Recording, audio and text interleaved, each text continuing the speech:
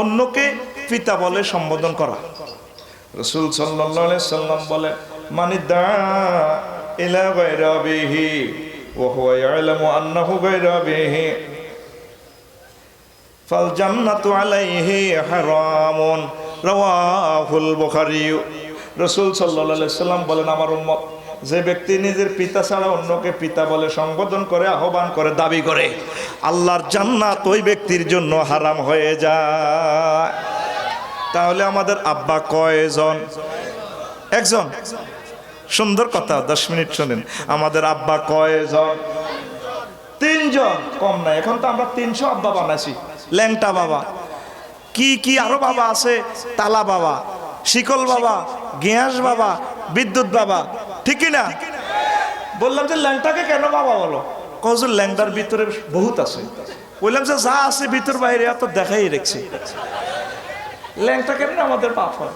আর একটা আছে বিশ্ব বাবা, 2-1 জনের আব্বা ন, সবার আব্বা। আবার জান্নাতের টিকিটও বিতরণ করে। কথা কয় না, কমালিক প্রেমের ফেরি গো ঘাটে। রাসূল সাল্লাল্লাহু আলাইহি সাল্লামের হাদিস, আসমানের নিচে জমিনের উপরে কোরআনে কারিমের পর সবচেয়ে আসাহুল কুতুবি as-সহিহুল বুখারী। কথা ঠিক কিনা? আমাদের আব্বা হলো আদি পিতা আদম সফিউল্লাহ। আল্লাহ জাল্লা শানু তাকে কর্দমাক্ত মাটি দিয়ে বানায়া 1000 বছর তাকে শুকাইছে, দেহটা শুকাই। এবার 7কে নোহার ইঞ্জিন দিবি আর কি, রুহু ঢোকে না। রুহু কয় মাবুদ রে, এই অন্ধকারের ভিতরে কেমনে ঢুকতাম, একটু লাইট মারো, সেলফ দিয়া দাও। আল্লাহ আদমের বানাইয়া রুহুকে হুকুম কইরা বললেন ঢুকো রুহু আদমের অন্তরায়। অন্ধকার দেখিয়া রুহু কান্দে, রুহু অন্ধকারে থাকা বিষম দায় গো, সময় যায় পড়ো দুরুদ সোনার মদিনায়, পড়ো দুরুদ সোনার মদিনায় গো, সময় যায় পড়ো দুরুদ সোনার মদিনা। আল্লাহু আকবার। অন্ধকারে রুহু থাকে না। আল্লাহ কয় আচ্ছা ঠিক আছে, একটু লাইট টাইট জ্বালা দিতেছি। আল্লাহ মুহাম্মদি নূর দিয়া রুহুকে জ্বালাইয়া বললেন ঢুকো রুহু আদমের অন্তরায়। রুহু বলে মালিক সাই আর তো কোনো চিন্তা নাই। রুহু বলে মালিক সাই আর তো কোনো চিন্তা নাই।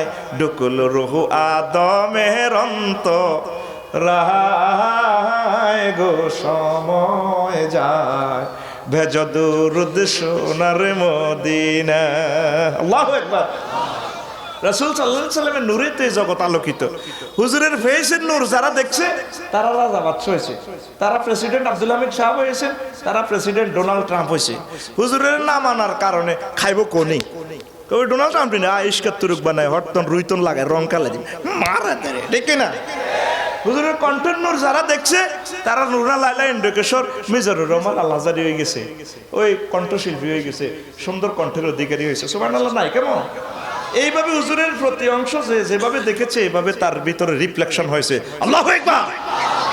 কঠিন হাসরের দিনে কাঁদেবে সবাই নাফসি নাফসি, তুমি নবী কাঁদেবে উম্মতি। ওগো নবী সরোয়ার কইরো তুমি আমরা রেফা। ওগো নবী সরোয়ার কইরো তুমি আমরা রেফা। আসি তোমার দিদারের আশায় গো, সময় যায় পড়ো দুরুদ সোনার মদিনা। আল্লাহু আকবার। খালাকাল্লাহু আদম আলা সূরাতিহি। আল্লাহ জাল্লা শাআনহু আদম সফিউল্লাহকে নিজ রূপে বানাইছেন। আবার সূরাতিহির আরেক ব্যাখ্যা হচ্ছে ফিতরাতিহি, আল্লাহর স্বভাব চরিত্রে। মানুষের মাঝে এমন কিছু ভার্সু আছে যেগুলো আল্লাহর সাথে ইকুয়াল, এত সুন্দর, রোমান্টিক, ব্রাইটনেস, লাভ। এই জন্য সূরাতিহি শব্দটা ইউজ করা হয়েছে। 2 নম্বর আব্বা হচ্ছে ইব্রাহিম খলিলুল্লাহ। কষ্ট হচ্ছে? চালাবো কিনা আলোচনা? ইব্রাহিম খলিলুল্লাহ আল্লাহ জাল্লাহু শাআনুহু বলেন মিল্লাতা আবিকুম ইব্রাহিম হুয়া সাম্মাকুমুল মুসলিমিন। তোমার মুসলিম মিল্লার মুসলিম জাতির পিতা ইব্রাহিম খলিলুল্লাহ আর মুসলমান তোমাদেরকে ইব্রাহিম খলিলের নাম দিয়েছে। তাইলে আব্বা কয়জন? দুইজন হয়েছে, লইয়া কয়জন? ফেরেশতারা একদিন কয় আল্লাহ আপনার দোস্তকে আপনি অন্তরঙ্গ বন্ধু হিসাবে গ্রহণ করছেন, আমরা তাকে একটু ইন্টারভিউ নেব। খলিলুল্লাহ, হাবিবুল্লাহ, সদিকুল্লাহ, আনিসুল্লাহ, তারপরে হাবিবুল এই রফিকুল্লাহ, সেই অর্থ সামান্য ফাঁক আছে। হাবিবুল্লাহ শব্দের অর্থ হচ্ছে আল্লাহ যার সাথে প্রেম করার জন্য এগ্রি, তাকে হাবিবুল্লাহ উপাধি। আর যিনি প্রেমের ক্লাসগুলো পরীক্ষা নিরীক্ষা দিয়ে প্রেমের মালা কাটতে গিয়ে গোলাপের কাঁটা ক্ষতবিক্ষত হয়ে গেছে জীবন, এরপর আই লাভ ইউর মালা পেয়েছেন, প্রেমের মালা পেয়েছেন, তাকে বলা হয় খলিলুল্লাহ। কথা ঠিক কিনা? ফেরেশতারা কয় মাহবুদ রে, ওনাকে খলিলুল্লাহ আপনি উপাধি দিলেন অন্তরঙ্গ বন্ধু, আমরা তাকে একটু পরীক্ষা করব। কয় রে, আমি তারে বহুত পরীক্ষা করছি, তোরা লাভ হইতো না পরীক্ষা করি। আল্লাহ আপনি একটু সুযোগ দেন, প্রশ্ন আপনি আউট করে দেন, আপনার প্রশ্ন দিতে আরো ধরুন করে পারবি না, আল্লাহ আপনি সুযোগ দেন, একটু টেস্ট করিস। কত তোদের ভিতরে দল প্রতিনিধি কে হইবি? সবাই জিবরিল আমিনকে শনাক্ত করলো, আমাদের ওস্তাদ হইব। ঠিক আছে, আমার দোস্ত ওই বড় লেখা ওই পাহাড়ের পাদদেশে দুম্বা চড়াইতেছে, সেখানে যাই শুধু আমার নামের একটু পিকআপ দিবি, আমার নামে একটা প্রশংসার বাক্য ছুড়ে দিবি, দেখবি আমার দোস্ত কি করে। হায় হায়, জিবরিল আমিন ছদ্মবেশী ওনার কাছে বলে সুবহানাজিল মুলকে, সমস্ত রাজত্বের জন্য পুত পবিত্রতা মাওলা তোমার জন্য, ওয়াল মালাকুতে ওয়াল সভরেন্টি তোমাদের জন্য, তোমার জন্য, ওয়াল জাবারুত সব ক্ষমতা তোমার জন্য, সুবহানাজিল ইজ্জাতে ওয়াল আজমাতে ওয়াল হাইবাতে ওয়াল কুদরাতে ওয়াল কিবরিয়া। ইব্রাহিম খলিলুল্লাহ মহান মানবের এত সুন্দর প্রশংসার বাক্য শুনে তিনি মোহিত হয়ে পাগল পারা হয়ে গেলেন, কাঁদতে কাঁদতে জারোজার হয়ে গেলেন। তিনি জিবরিল আমিনকে চিনতে পারলেন না, ছদ্মবেশে এসেছে, জড়াইয়া ধরিয়ে বলল, বাইরে ভাই তোকে বাড়ি কোথায় রে ভাই? তুই কি সাইমন শিল্পী গোষ্ঠীর লোক নাকি কলরবের লোক? এত সুন্দর লাগে কেন? তোমার মুখের সুধা পেলে আমার মাওলার নামে কেন আমি পাগল পারা হয়ে যায়? আবার একটু বলো, একটু আগে যে কথাটা বলেছ, ও বললে আপনি আমাকে কি দিবেন? এই যে আমার যত দুম্বা আছে সব দুম্বা তোমাকে দিয়ে দিলাম, তবু আমার মাওলার নাম বলো। আবার ভদ্রলোক বললেন সুবহানাজিল মুলকে ওয়াল মালাকুতে সুবহানাজিল ইজ্জাতে ওয়াল আজমাতে ওয়াল হাইবাতে ওয়াল কুদরাতে ওয়াল কিবরিয়া ওয়াল জাবারুত। ইব্রাহিম খলিলুল্লাহ মাবুদের প্রশংসার বাক্য শুনে তিনি পাগল পারা হয়ে বেহুশ হয়ে গেলেন। হুঁশ ফিরে আসার পর তাকে জড়াই ধরলেন, ভাই আরেকটা বার বলো। ও বললে তুমি আমাকে কি দিবা? তোমার তো দুম্বা টুম্বা সব শেষ। ও এত হাজার দুম্বা প্রতিপালন করতে তো তোমার রাখালের দরকার, কামলার দরকার, বদলার দরকার, কাজের লোকের দরকার। জি, আমি তোমার কামলা হয়ে গেলাম, তবু আমার মাওলার নাম আর একটা বার শোনাও। ওই ভদ্রলোক আবার শোনালেন। ইব্রাহিম আলাইহিস সালাম বেহুশ হয়ে বেকারার হয়ে আবার হুঁশ ফিরে এসে বললেন, আমাকে আবার শোনাও। কোন আর শুনেবার কাম নাই, তোমার দুম্বা তোমাকে দিয়ে আমি সিলেটের দিকে চলে যাইতেছি। তুমি কি মানুষ না অন্য কি? এত কোটি টাকার দুম্বা ফ্রি ফাইলে আবার আমাকে দিয়ে যাচ্ছে। আইডি কার্ডটা বের করে দেখায়, জিবরিল। কি রে জিবরিল, তুই বাইল কি ঘটনা ঘটালি? আমরা সব ফেরেশতা চ্যালেঞ্জ করেছি, কেন আল্লাহ আপনাকে এত মায়া করে। ও আজকে বুঝলাম আসলে আপনি আল্লাহর কোলে। ইব্রাহিম খলিলকে যখন অগ্নিকুণ্ডে নিক্ষেপ করা হইলো তখনও তিনি কিছু চান না। জিবরিল আমিন কয় দরখাস্ত প্রেরণ করেন। আমার আল্লাহ কি দেখেন আমি কেন দরখাস্ত করবো? আল্লাহ জাল্লাহ শানু ডাক দিয়ে কয়, দোস্ত ও জিব্রাইল, আমার দোস্তকে পায়জামা পাঞ্জাবি উলঙ্গ করার আগে আগে ফরাইয়া দাও। আমি ফায়ার সার্ভিস অফিস সুরমা থানায় ফোন দিতেছি। হ্যালো আগুন, কে বলছেন? আরে বেটা স্ক্রিনশটে দেখাস না কে? তোমরা আগুনের 11টা ইউনিটের ফোন দেওয়ার আগে আগুনের খালেক মালেকের ফোন দাও। আল্লাহ জাল্লাহ শানু ফোন দিয়ে কয়, হ্যালো হ্যালো আগুন। ফোন দে কুলনা ইয়া নারু কুনি বারদাও ওয়া সালামান আলা ইব্রাহিম। আগুন রে, আমার দোস্ত ইব্রাহিম খলিলের জন্য আরামদায়ক হয়ে যাও। হয়েছে কিনা? 50 দিন জ্বালাছে নামরুজা সিটিং এ কয়, কি রে আগুন তোর শক্তি নেই? পাশে না না আছে, এদিকে আয়, বেনসেন ধরাই তোরে খাওয়া, এদিকে আয়। আগুনে কথা বলে, হায় হায় এগুলা কথা বলবে একদিন। আমার যে সমস্ত সোনা বন্ধুরা আগুনের পূজা করে, আগুনের 60 বছর 70 বছর পূজা করিয়া যদি একদিন চুবু চুবু আগুন জ্বালাইয়া কুফিতে বাতিতে ল্যাম্পে সিরাজে যদি বলে ভাই রে ভাই তোরে বহুত দিন পূজা করছি, তুই না আমাদের কথা দেখবো শ্মশান খোলা, তুই আমাকে রক্ষা করতে পারিস কিনা, আজকে একটু টেস্ট করি। আগুনে বলবে বহুদিন পরে পেয়েছি। আমার সোনা বন্ধুরা বুঝলো না, আগুনের পূজা বাদ দিয়ে আগুন কি জিনিস সৃষ্টি করেছেন, আগুনের হিটারের মিটার যার হাতে তার পূজা করতে হবে, কথা ঠিক কিনা? বিশ্ববাসীকে আল্লাহ শুনাইয়া দিলেন, ওয়াজ করিয়া দিলেন, দেখ আগুন আমার কথা শুনে, তোরা আগুনের কথা শুনে লাভ নাই, আগুনের কি জিনিস সৃষ্টি করেছেন তার কথা শুনো। কুলনা ইয়া নারু কুনি বারদাও ওয়া সালামান আলা ইব্রাহিম, ঠিক না? তাইলে ওনাকে আব্বা বলতে কোনো অসুবিধা নাই তো। কেমন আব্বা? তার দুয়ার বরকতে মুহাম্মদুর রাসূলুল্লাহ সাল্লাল্লাহু আলাইহি সাল্লাম এই জগতে সৃষ্টি হলে কাবা শরীফ নির্মাণ করে তিনি দোয়া করলেন, রব্বানা ওয়াবআস ফীহিম রাসূলাম মিনহুম ইয়াতলু আলাইহিম আয়াতিক ওয়া ইউআল্লিমুহুমুল কিতাবা ওয়াল হিকমাতা ওয়া ইউযাক্কিহিম ইন্নাকা আনতাল আসিসুল হাকীম। মাবুদ রে, আমার বংশ থেকে একজন রসুল দাও, এমন রসুল দিবা সমগ্র জগতে এই দুনিয়াতে যিনি মানুষদেরকে জ্ঞান বিজ্ঞান প্রজ্ঞায় কোরআন শিখাবেন। যেখান থেকে দাঁড়াইয়া দোয়া করেছেন এখানে কবুল মাকামে ইব্রাহিমে, আল্লাহ জাল্লা শাআনু বলেন তোমরা মাকামে ইব্রাহিমকে তোমরা মুসাল্লা হিসেবে গ্রহণ করো। আল্লাহু আকবার। এই জমজম কূপ আর আবু কুবাইস পাহাড় অল্প একটু ফাঁক, এখানে আমার নবীজির জন্ম। দোয়াকার জাতির পিতা ইব্রাহিম খলিলুল্লাহ, ঠিক কিনা?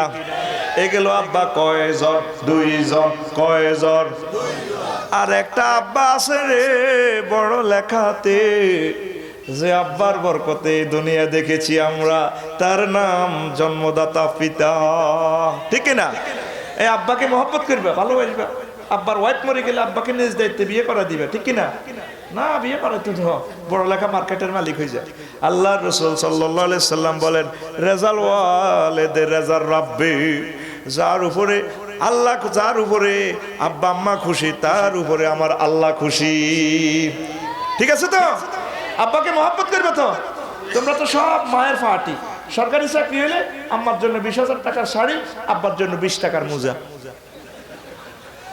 কিরে ঘটনা ঘটালি দে, আম্মা আমাকে ফর্ম ফিল আপে 200 টাকা বেশি দিছে, ডিমা বেচা পয়সা, তেল বেচা পয়সা, মুরগা বেচা পয়সা সব দিছিস। আরে মূর্খ তো তোর আব্বা, তোর আব্বা দান ফেলাই আনি তুই, আর তো মোরগ মুরগি খাই আই লাভ ইউ কইছি, আর তারপরে না ডিম হইছে, চা হইছে, সব তোর আব্বা, তোর আম্মা তো তোর আব্বা। তাইলে সবাই তোরা কার দল? আব্বার দল। কার দল? আব্বারে মহব্বত কর, আব্বারে কলজাত লহুন্ডার ফিসে দিয়ে আব্বারে ছড়াইবি।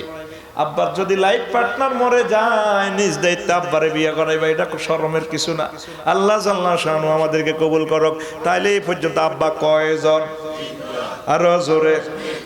সিলেটের ধর্মবাপ আছে কিনা? ধর্মবাপ আসেনি? এটা মারাত্মক গুনাহ। আর একটা আব্বা আছে উকিল বাপ, বিয়েতে যে উকিল হয়, এটা এই দেশে আসতেলা আছে কিনা? আমাদের কুমিল্লা শরীফে আছে, কুমিল্লা শরীফে আছে উইল বাপ। মেয়ের উকিল হবে তার বাপ বা তার বড় ভাই, দাদা, নানা, চাচা। আফসারি উকিল বাবা, গুনাহ, কথা কয় না। আরো একটা আব্বা আছে পালক সন্তানের বাপ। ওসমানী মেডিকেল কলেজ থেকে চুরি করে নিয়ে আসছি 20,000 টাকা দিয়ে ফলা। এই ফলাকে প্রতিপালন করতে করতে যদি বড় হয়, তোমার ওয়াইফের সাথে ছেলে দেখা দিতে পারবে না। কবিরা গুনাহ। কি গুনাহ? আর এই ছেলে আব্বা বলে সম্বোধন করা জায়েজ হবে না। কষ্ট কষ্ট। কোন মেয়েকে যদি আপনি প্রতিপালন করেন, মেয়ে বালেগা হইলে তার সাথে আপনি দেখা দিতে পারবেন। তো যদি আপনার ওয়াইফে ছোট্ট বয়সে মেয়েটারে ছেলেটারে দুধ পান করাই দিতে পারে, তাহলে দুধমা হয়ে যাবে, আর আপনি তার দুধ বাপ হবেন। তো আপনার তো ওয়াইফের বাচ্চা কাচ্চা এনে দুধ আসবে কই থেকে, ঠিক কিনা? এখন ইহুদিরা আরো একটা জিনিস শুরু করছে, human milk bank. Human milk bank মানে যে মহিলার দুধ বেশি তিনিও ব্লাড ডোনেশনের মতো দুধ দিবেন, একটা রোমে যায়। আর যে মহিলার দুধ কম, বাচ্চা বেশি, ওই বাচ্চাদের এখান থেকে দুধ নিয়ে একটু খাওয়াই দিবে। হারাম 3 রকমের বৈবাহিক বন্ধন। এই যে বিয়ে যাদেরকে করা হারাম, কে হুরমতে রাজাই, দুগ্ধ সম্পর্কীয় কারণে হারাম। হুরমতে মোসাহেরা বৈবাহিক সম্পর্কে হারাম। আপনার ওয়াইফকে বিয়ে করার পর ওয়াইফের খালা, ওয়াইফের আম্মা, এই জাতীয়গুলোকে বিয়ে করতে পারবো না। আরেকটা হলো হুরমতে নসবী, আপনার বংশের, আপনার স্বাস্থ্য ভাই, আপনার মেয়ে ভাগ্নি যারা আছে ওয়াইন সাফিলা, এগুলোকে বিয়ে করা হারাম। তো এখন হিউম্যান মিল্কে যে যেখানে দুধ দেয়, এই দুধটা কোন বাচ্চা খাইলো, কারা কারা খাইলো, লিস্টি আছে দেখছেন? তাইলে হুরমতে রাজড়ি দুগ্ধ সম্পর্কীয় হারাম হয়ে যাবে। হারামের মাইয়ারে যদি বিয়ে করেন, এর ঘরে সব জারগা প্রোডাকশন না হইবে। ইহুদি নাসারাদের টার্গেট হইল, আমরা যেহেতু জান্নাতে যাইতে পারলাম না, তো করে জারগা বানায় ছাড়িয়ে, কথা কয় না। তাইলে হিউম্যান মিল্ক ব্যাংকে ডোনেশন কি সমস্যা? তাইলে আপনাকে যদি কখনো ওই মেয়েকে বিয়ে করেন, আপনি অজানা সত্ত্বে আপনার দুধ মেয়েকে বিয়ে করলেন বা দুধ বোনকে বিয়ে করলেন, আপনার ঘরে যা হবে সব অবৈধ সন্তান। সারা পৃথিবী অবৈধ সন্তানে ভরে গেছে। আসসালামু আলাইকুম ওয়া রাহমাতুল্লাহি ওয়া বারাকাতুহু। সারা বিশ্বের আমার যত ভক্তবিন্দু রয়েছেন, আপনারা আমার চ্যানেল সাবস্ক্রাইব করবেন, মুহাদ্দিস আফসারিজ ওয়ার্ল্ড বিআইজিবিডি, এরপরে ফেসবুক পেজ, প্রত্যেকগুলার এই লিংক ডেসক্রিপশন বক্সে দেওয়া আছে, আপনারা দয়া করে সাবস্ক্রাইব করবেন।